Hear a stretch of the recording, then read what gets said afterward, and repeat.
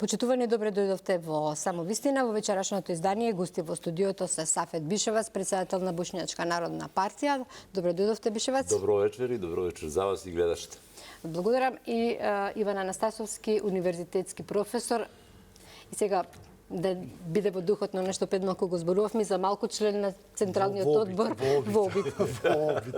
Добро вечер за вас и за вашите гледачи. Јас се надам дека после бурен професионален викенд во Будимпешта ќе можам нешто да кажам и што би било интересно за вашите секако тоа нешто подоцна, секако и за случувањата во СДСМ и воопшто на домашната политичка сцена ќе биде дел од оваа емисија, но за почеток она што е најактуелно во моментов на светско ниво, а тоа е кризата на Блискиот Исток.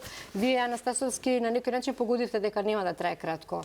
Ја, ако добро се сеќавате, пред не за 3-4 недели, месец дена, бев гост во истото ова студио, кај што разговаравме четворица луѓе, од кои тројцата беа убедени дека можна е за 4-5 недела дена да заврши војната на Блискиот Исток. Ја лично не сум некој таков аналитичар, меѓутоа, ако гледате економски, кој е тој луд што ќе отвори војна за да ви трае 4 дена или 5 дена или не дена? Тоа е неисплатливо. Значи, ако веќе тоа е создавано, тлеело и морало да се случи, тоа сигурно ќе трае подолг временски период. Верувам и сите. Дури денеска, ако сакате чисто денеска е свикан и Советот во Америка, оти веќе стандардот на граѓаните нивни на американците е загрозен и тие веќе сериозно ја сваќаат и потребата дека не е така како што планирале дека ќе се случи многу лесно во Иран.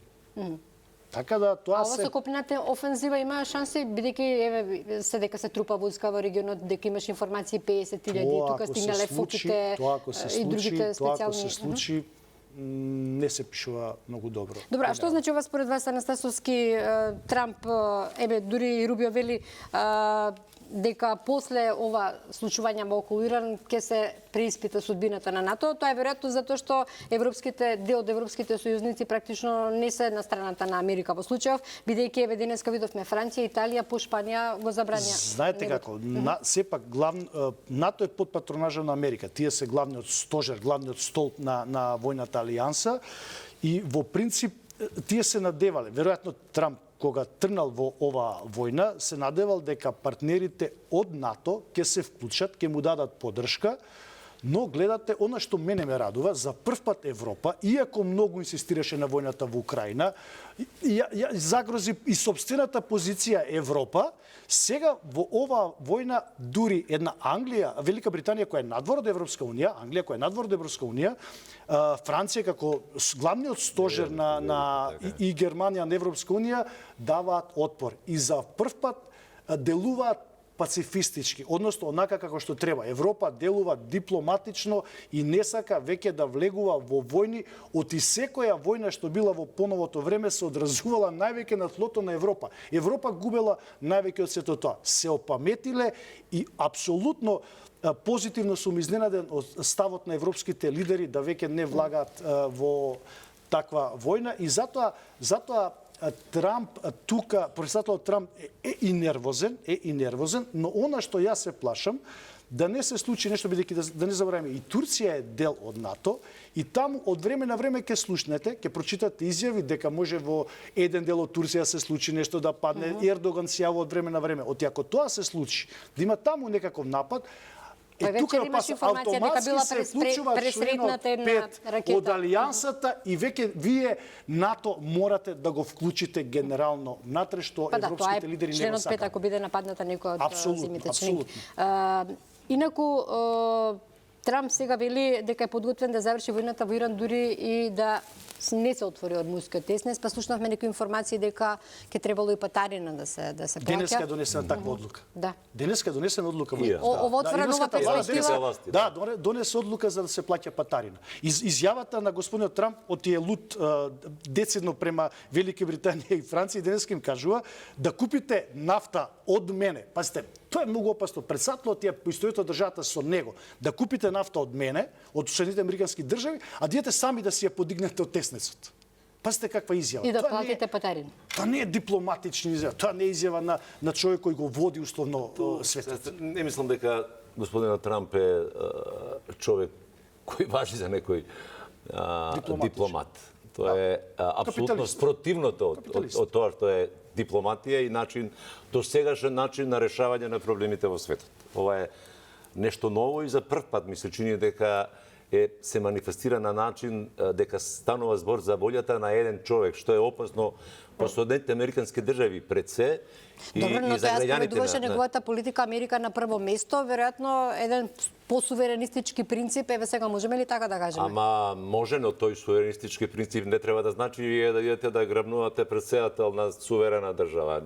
Не значи дека можете да бомбардирате и напаѓате кого сакате и кога сакате. Ама сега вие бише ве занимате малку заборавени сеќавања, па такви операции имавме претходно, што беше нападот на Ирак, Садам Хусеин, што беше нападот на Сојузна република Југославија. Подготовка за она што требаше да се заврши во Иран. Ете што се тие напади. Дека меѓународното право сепак може да се прекрши, односно дека големите го прават тоа што го можат, а малите тоа што мораат. Така добро. Има голема вистина, но малите со својата принципиелност можат во многу случаи да бидат многу поголеми и од најголемите. Толку тоа се базира на почитување на право, на принципи, на сувереност, равноправност, на диалог, дипломатија, како начин на решавање на проблемите. Тоа мора да е иднината на светот. Иднината на светот не смее да се решава со волјата на еден поединец или на два-тројца поединци или на најмокните, со тоа што ќе го зимаат за тоа што ќе кажат дека е нивно. Добро. Значи треба да се пристрои логика што кажувате, са Путин може да го земе на Белорусија, на Молдавија, на Ѓорѓија пред Да, и Кина може да иде од Тајван и ваму да ги собере. Апсолутно. Се Куба. Ќе му текне Куба, само што во Куба имаме една несречна изјава на еден од Кастро, наследниците, кој што вика дека народот во Куба веќе е спремен да прифати капиталистичка филозофија, што може да наведува и на некој друг начин, да знаете. Ама ќе станува преседани. И таму се свесни дека се потребни реформи. Значи, и Куба е свесна дека се потребни реформи. Она што е, можеби, клучно, е што сепак тоа треба да се одвива со помош, али добронамерна, за олеснување на процесите во тие земји. Сега, обидот, една од причините за нападот во Иран беше соборување на режимот. Ама секојаш е тоа мотивот, да се собори режимот? Окей. Друга ми е поентата, професоре. Значи, што направија со убиството на врховниот водач? Само го засилија режимот. Жарчето го подгреу уште повеќе. Апсолутно го засилија режимот до степен до кој веројатно е невозможна средба меѓу Трамп и новиот духовен лидер, синот Ахмеди. Но имаше еден што го споменува што би бил подобар за преговори, еден од поранешен разузнавач, како можност за се споменуваше во медиумите. Ако не размислувате на начин како што треба да размислувате и ако се базирате само на моќта на вашето оружје, вие во крајна инстанца сте губитник. Влегува ли во Афганистан Соединените американски држави со помош на НАТО? После 20 години беа присилени, осрамотени да ја напуштат таа држава. Го решија ли Афганистан? Дали Афганистан стана демократска држава? Дали мислите дека со... Ни Сирија, ниту Сирија. Дали со убиството на 500.000 деца во ирачките операции?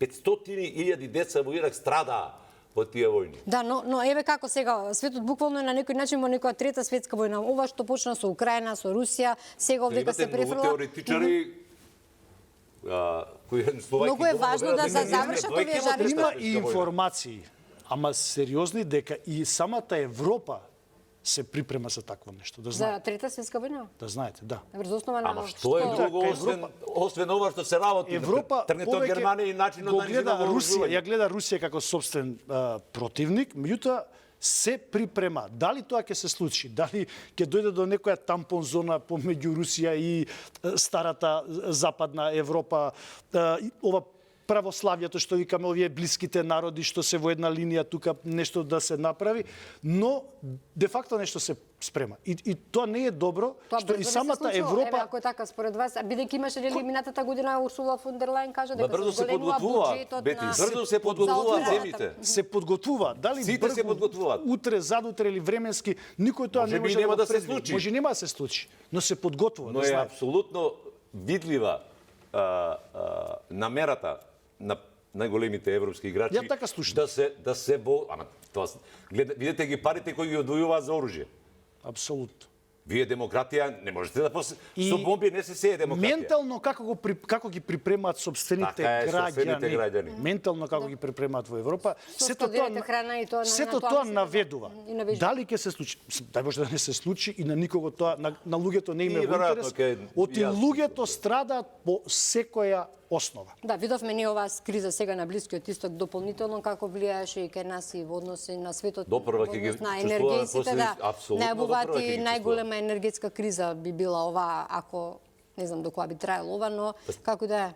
Не знам сега 120 колку е сега Вчера беше долари над барел? 115. Околу 115, да. Испадна она што ја кога бев во Текеран го сватив кај луѓето. Кога бевте? Ја бев пред 10 години. Тоа е многу писмен народ, да бидам реален. Многу Јас се образован, изненадив. Јас се апсолутно. многу библиотеки, многу читаат, многу учен народ, верувајте. Тоа се наследниците, некои велат Персија и така. Така, едниот тој долниот дел долу. Овде ја говорам во Техеран бев. Меѓутоа многу се спремни да застанат во заштита на сопствената татковина. И тоа е многу потешко кога треба да војувате и со писмен и со спремен народ да го одбрани своето. Верувајте, многу е потешко. И затоа тука пред месец дена кога бев реков, многу ќе биде тешко Но ако на е така, американски држави. Анастасовски, зошто е проблемот, бидејќи ве велат кога се нападна Иран, дека се работело за режим, тој писмен народ таму не можел да се спротивстави на режим? Па знаете како, 73-та Пахрави која замина, ја дури сум бил во куќата на Пахрави, која заминал Пахрави, доаѓа тој режим.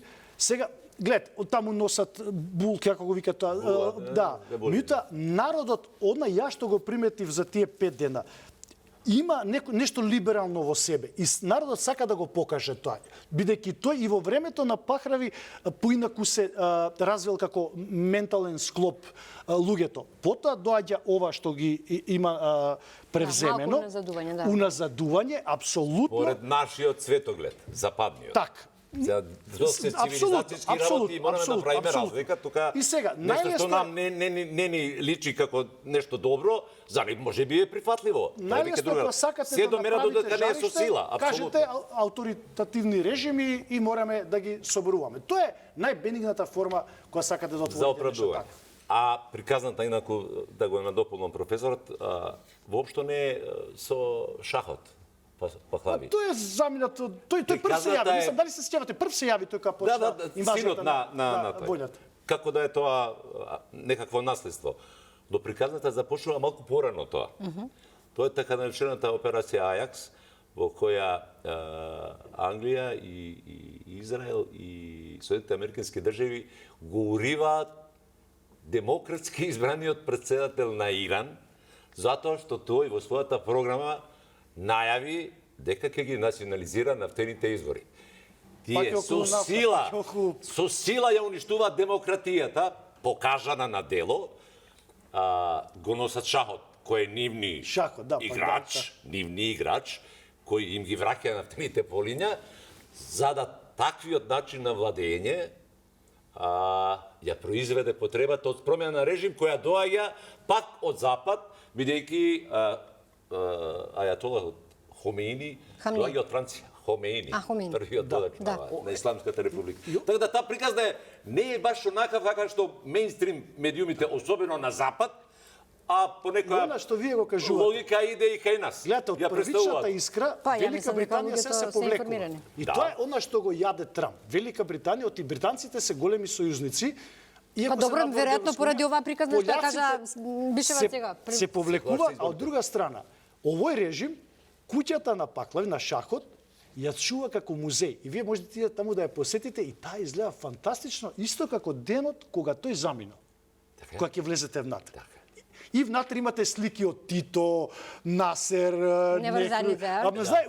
многу интересно направено, таа куќа делува како музеј и луѓето можат да ја посетуваат. Само за разлика, времето на шахот и 20% писмени во државата и времето на она што сега го викаат назадно, режимско, недемократско, античовечко, 94% од жените во таа држава се образовани. Образовани, многу се писмени. 19% членови на бордовите, на управните одбори на предпријатијата и Ви тврдам, цел кварт со библиотека имаше. Жени. Цел кварт. Што говори дека положбата на жените во Иран не може да се гледа дали се присилени да носат хиджаб или ова, туку по учеството Добро, на не жените. Жените сака да се ослободат од тоа. Веднаш Да, ми не кажа, се сака да се Тоа е ослободат. добро од тој се дека е личен да, избор. На крајот на крајшите монахињите носат исто така, марами. Сака да Тоа се е ослободат. избор.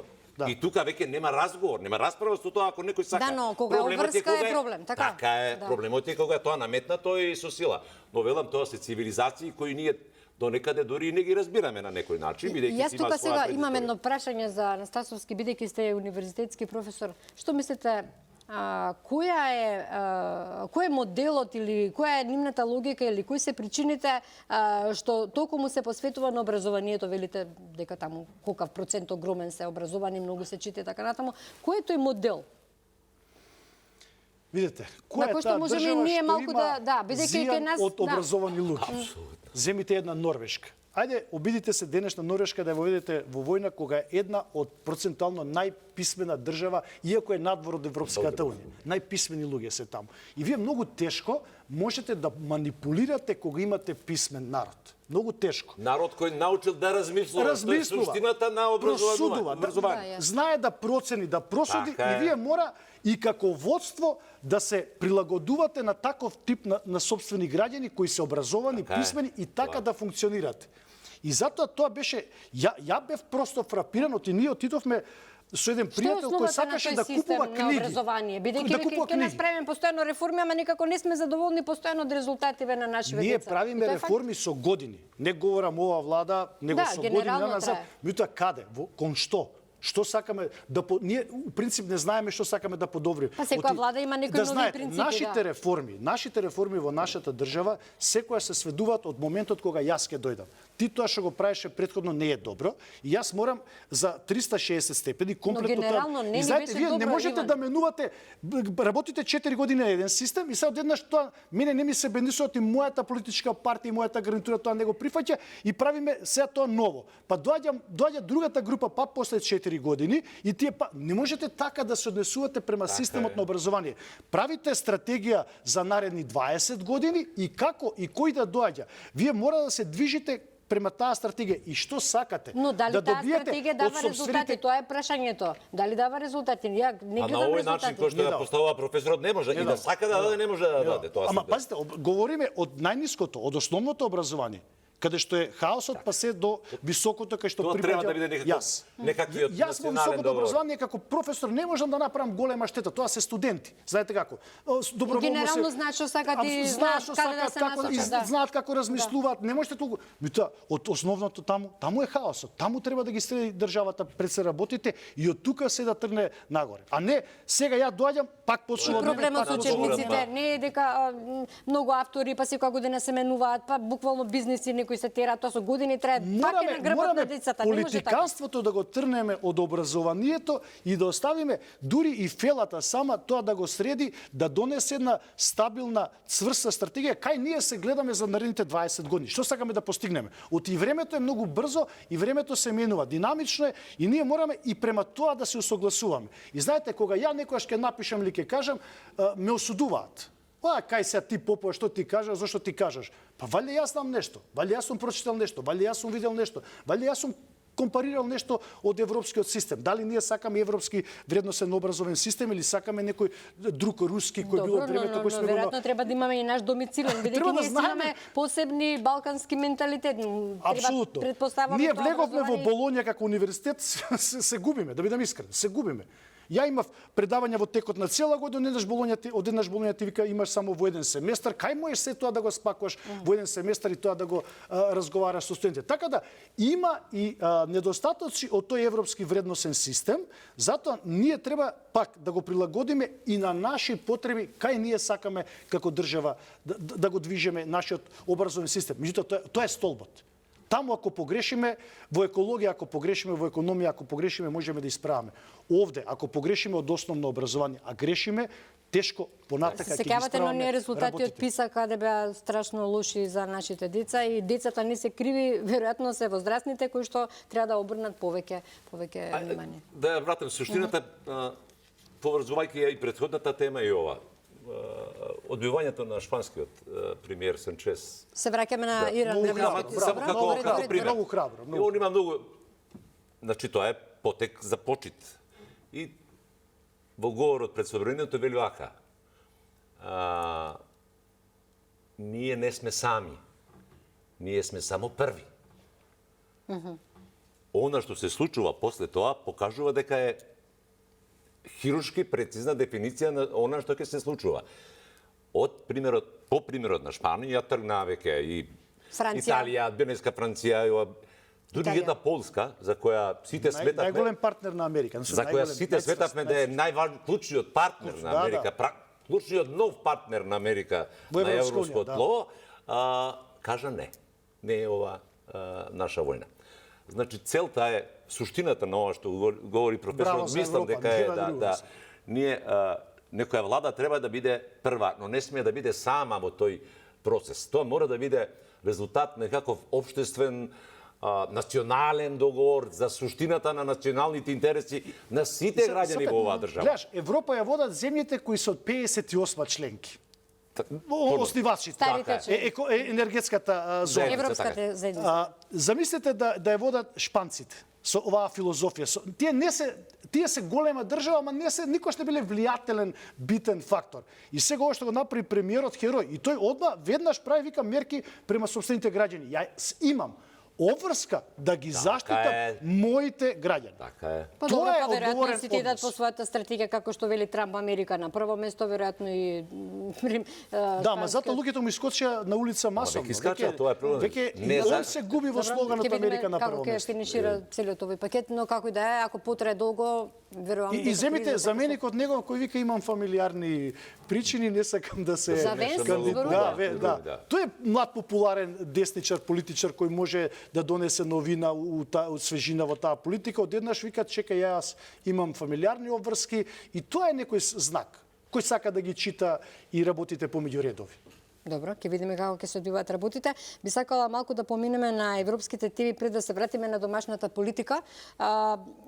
И во овој контекст, еве, денеска баш ми остана забележливо тоа дека Путин се слушнал телефонски со, се извинувам, Александар Вучич се слушнал со Путин, обезбедена е нафтата, енергенсите потребни по истите цени, нема да се покачува, тоа беа информациите. Од друга страна, пред извесен период, Анастасовски, знаете, и Рама и Вучич има некакво писмо, некако побрзо да стигнеле во ЕУ. Дали сега поради оваа забрзана светска политика, каде што буквално ден на ден се менуваат нештата, веќе можеме да зборуваме за некакви правци или се барат постојано некакви нови сојузници. Сега дали овдека кај нас сада само обично знаат да кажат дека оваа влада е прокси Русија, не знам, дека се соработници со Орбан, со Вучич и така натаму. Реално, како гледате, ја би сакала тука малку да одиме на тој пакет. Србија,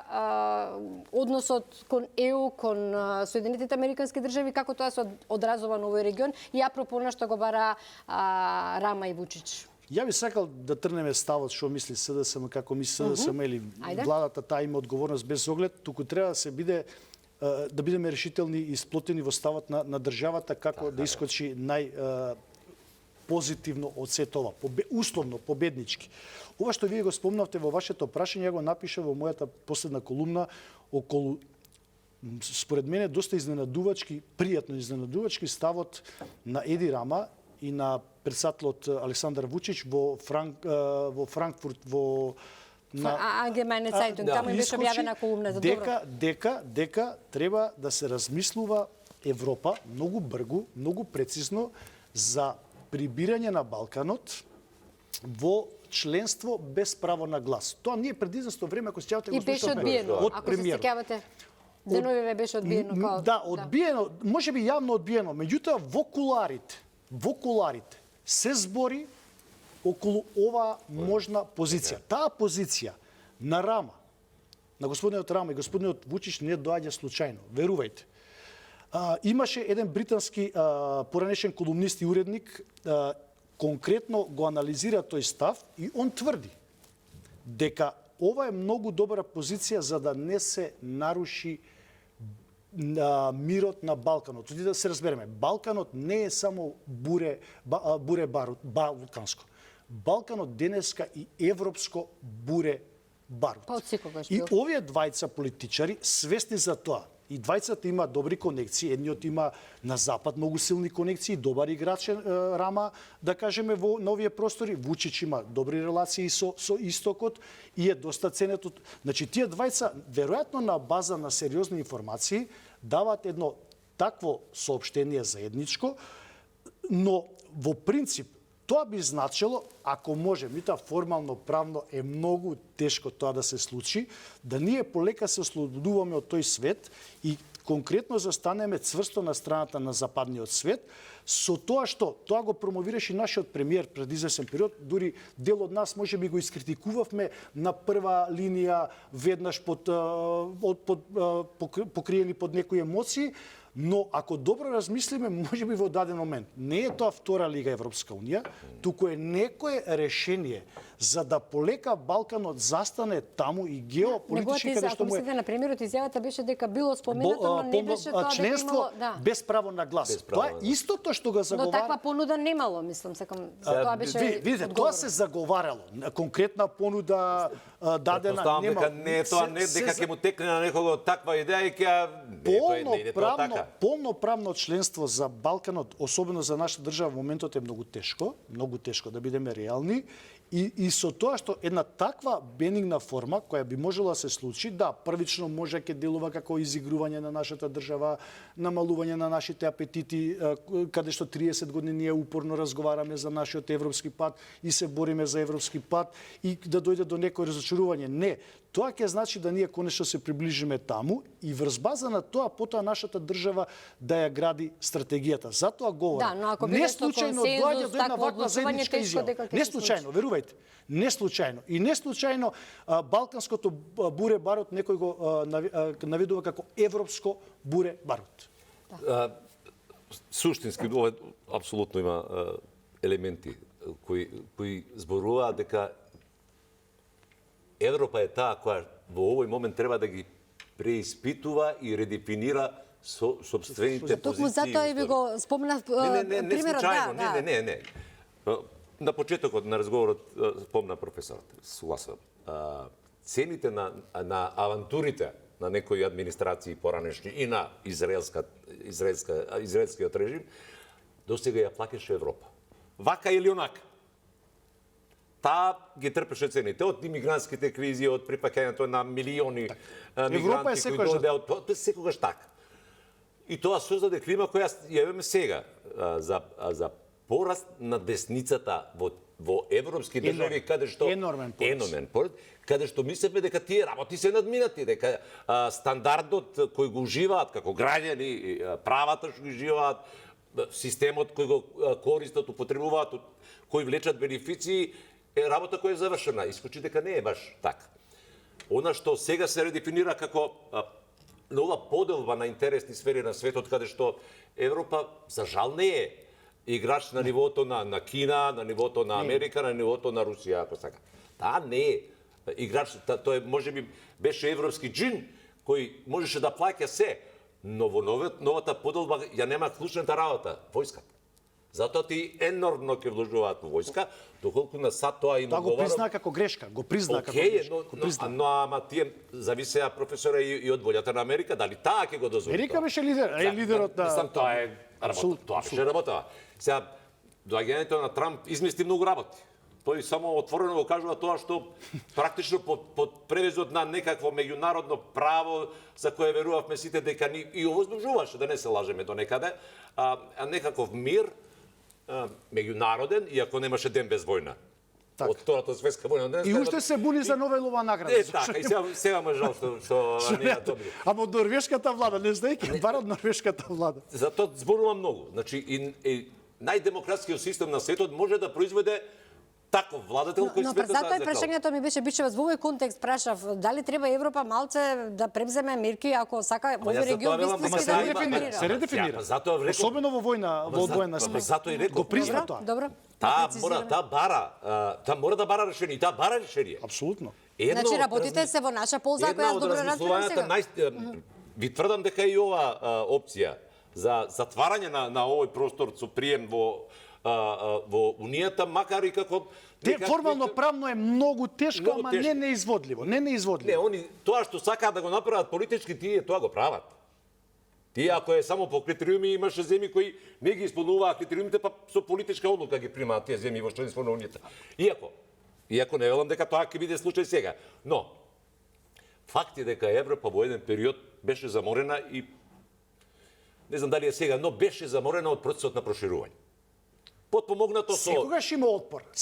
Холандија е секогаш на отпорот на страната. Така е, значи имаше таков некој замер и тој беше манифестиран. Покриван финансиски, да не се убие желбата за приклучување кон Европската Унија на земјите кандидати.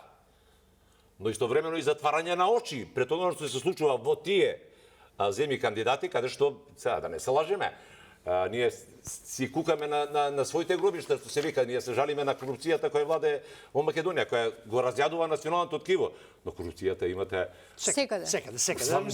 Да не се лажеме, тоа е... Кај нас е безобразна, таму е софистицирана. Тоа е разликата теориски, ако што јужније, то тужније беше на крајот у една приказна, но факт е дека... Сега, тука Селјановска денеска вели, ако гледаме низ техничка призма, би требало многу брзо да станеме членка на Европската Унија. Вчера премиерот го слушавме, велеше дека ние и понапред сме били во однос на тие агенди реформски. Технички, номинално, со примената на европското законодавство... Значи, ако се сака се, може да не приме. Ние формиравме Јадранска лига, Хрватска, Албанија, Македонија, ние формиравме.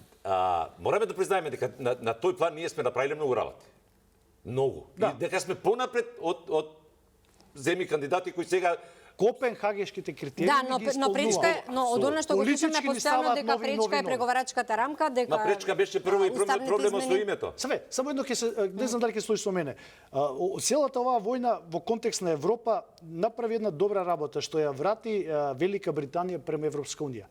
Нели таа направи Брекзит, искочи, сега полека гледате Британија важи за многу сериозен партнер и фактор на Соединените американски држави на ова тло овде. Така е, но се види дека се враќа према Европа. Што е добро. Тоа професоре сега доаѓа на изјавата на Кисинџер. Сега ќе парафразирам. Тоа е многу страшно. Лоше кога Америка ви е непријател, но полоша ви е така беше кога ви е пријател. Страшно е да сте непријател на Америка, но може би да фатално да сте пријател на Америка. Со односот на Трамп кон, да речеме, Гренланд, Данска, или со односот со царините кои ги воведе против своите најблиски соработници. Так. Па ги редефинираше. Тоа е веројатно начин на кој тој функционира, тој е бизнисменски. Приметувате ли кај него што е многу битно кај председател Трамп? Твитот секој сабајле да му биде во контекст на економските бенефиции кои треба да ги имаат на луѓето. Твитот. Па добро, кој ќе го пушти. предпоставам секој владетел знае дека граѓаните мора да се задоволни од стандардот. Но граѓаните треба да отидат на бензинска и да наполнат гориво и таму гледаат дека сега галонот, тоа е мерката во Америка, е 30 или 40% поскап од пред почетокот на војната. Најлоши економски последици кои имате војна далеку од вас, а ви трпат граѓаните тука овде кај нас. Тоа е, не знам, недозволиво, недопустливо. Меѓутоа, ние сме само жртви на сето тоа. Не можеме ништо да промениме, да кажеме. Мали сме во тој систем и гледаме... Таа теорија на игра, тоа е там, не можеме до крај да... Јас сега во овој контекст само сакам да го спомнам председателот на Црна Гора Милановиќ, кој што денеска навистина даде добри пораки од Скопје, неговиот добар гест каде се обрати на македонски јазик, што е поддршка за сите негации што ги имаме и јас би кажала благодарам. И мислам дека тоа и сите граѓани на Македонија го чувствуваат.